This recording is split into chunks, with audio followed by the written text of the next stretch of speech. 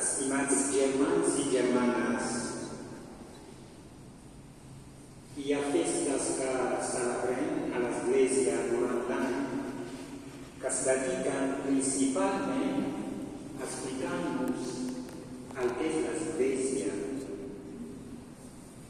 Per exemple, la festa de Pentecosta i també la festa de Purim.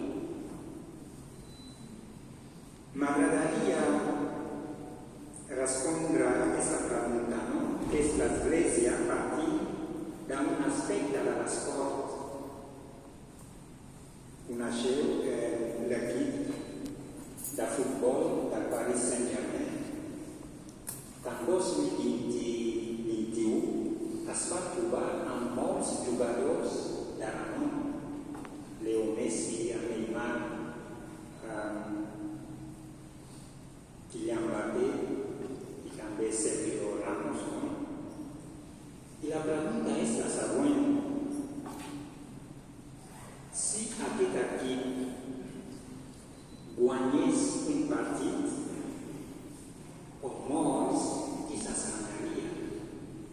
Un equip d'aquest calibre. Tots diríem, és normal. L'Església és també com un equip. I pot sonar fort, no? És també com una empresa.